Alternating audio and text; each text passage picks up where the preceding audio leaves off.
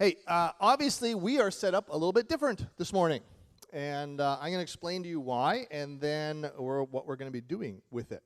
Because today, I'm very excited. This is a great day. We're highlighting life groups, and I want to talk a little bit about why we're doing that, because I think it's great, and what we're looking to do is we're kicking off this month life groups, which are going to be meeting over the next 10 months, kind of through June, and then we take breaks for the summer.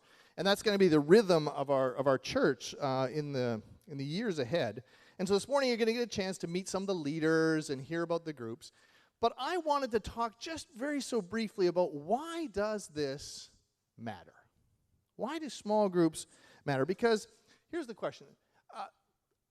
Why would we even bother with this? Because here's what's going to happen. People are going to say, well, look, I've lived here a long time. I have enough relationships. I don't really need new ones. I can't even keep up with the ones I've got.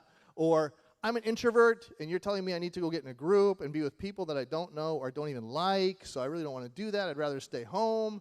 Some people are like, look, I'm just so busy, right? I got kids going every which way. I got all this stuff happening. I don't have time to commit to another thing. Or, if you're really honest, it's new, it's scary, it's different. I don't want to do it, right? It's uncomfortable. So why do we do this? Well, it's a very interesting question.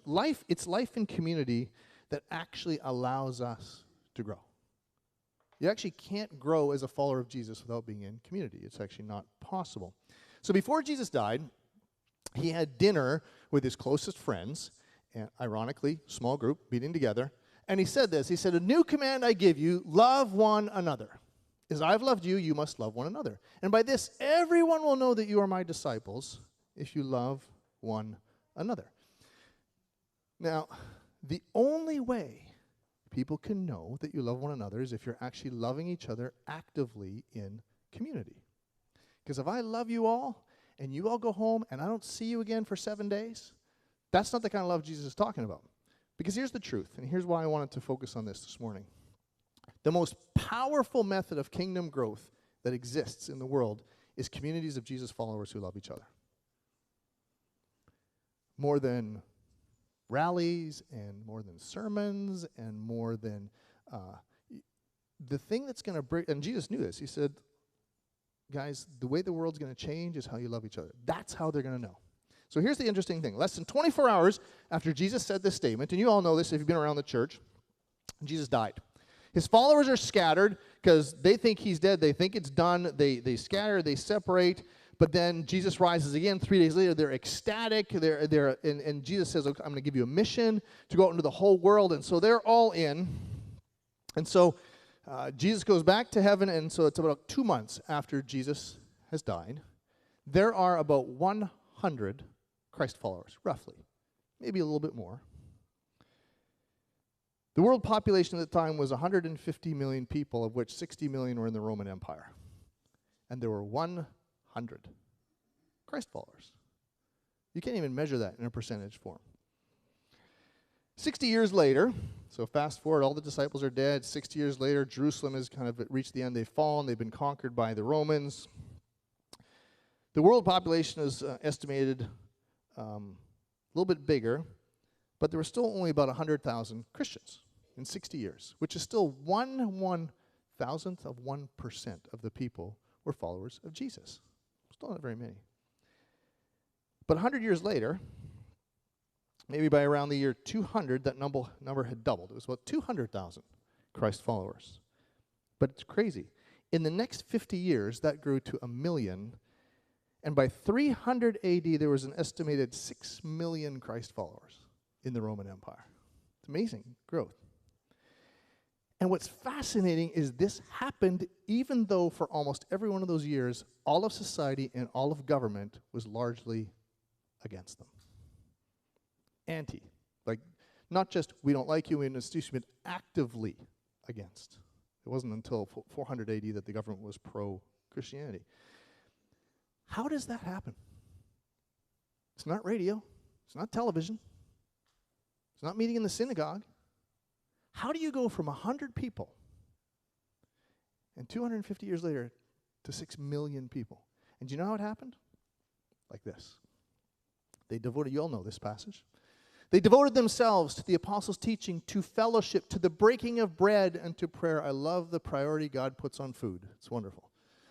Everyone was filled with awe at the many wonders and signs performed by the apostles. All the believers were together.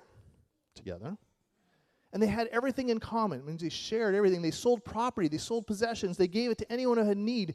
And every day they continued to meet together in the temple courts. Now that's what we're doing this morning. That's temple courts. That's big group. We get together in church. That's what they're talking about here. But then it says, they broke bread in their homes. And they ate together with glad and sincere hearts, praising God, enjoying the favor of all the people. And the Lord added to their number daily those who were being saved. Do you see it? Do you know how you go from 100 people to 6 million people, followers of Jesus? By being together, eating together, doing life together, and being on mission together. It's just what they did. So in our church, in Atlanta Road community, Atlanta Road Alliance Church, in our community, there's really 3 ways that people get engaged in our church, right? So if you're here, maybe you're new, or maybe been around a long time, there's really 3 ways we get engaged in the church. One is by just being a part of big events, right? And that's like last week's Friend Day, or when we have our one-day Bible camp. You know, when we have these one-off events, and you say, hey, I want to be part of that, and so we want to get engaged that way. That's one way. Another way is the regular ministries. If I want to be engaged with youth group or the children's ministry, or I want to be part of the first contact greeting team, those ministries, we get connected that way, but that's kind of around task. The third way, which is the one that underlies all of them, is in life groups. Getting engaged with people in relationship. That's the catalyst.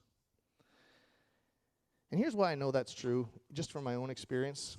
If you want to be a church where everybody can come as they are, right, and then they be changed because we want to learn how to love God and love each other, the only way you can do that is in relationships with people, because it needs others to have a different perspective than you and to call you out on it, because everybody's welcome here. But you know, every single one of you carries baggage. Amazing, isn't it? And I've had enough conversations to realize, just like me, you guys are all carrying baggage. You're carrying wounds from the past. You're carrying habits that you're trying to break. You have messed up families. You have issues that are preventing you from living life the way God intended for you to live it, and you'll never get where you need to go by yourself. Not going to happen. But this isn't just about self-improvement. I wonder what would happen tomorrow if this building blew up. Jim missed a key component. Gas leaked into the building. Boom, the whole thing exploded. See, I blame Jim and it hasn't even happened. So, right, the whole thing's gone. And I happen to be working in the office, so I'm dead. Maybe a couple of elders who are here, and maybe Jim was working here. He's the guy who sparked it all. He's dead. Do you know what happens in a church? If the church is centered around this, it's done. If it's centered around homes and people and relationships, you know what happens? People keep meeting. People keep talking. People keep relating. People keep connecting. And people keep growing.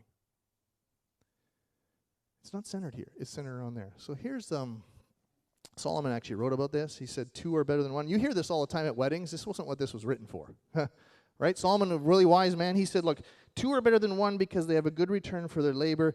If either of them falls down, one can help the other up. But pity anyone who falls and has no one to help them up.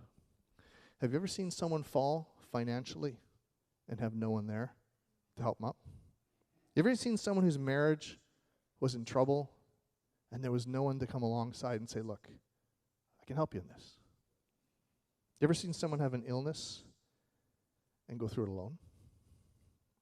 Or someone who just blew it, had a moral failure, and there was no one there to help them up?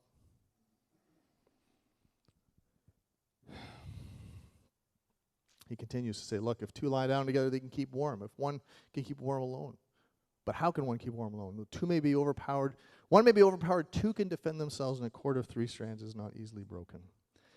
Do you know what life group is? It's preventative. Everybody knows what preventative is. It's what we do when we go to the doctor. It's kind of, see, in life group, you kind of see what's coming, and other people see what's coming in your life before you do.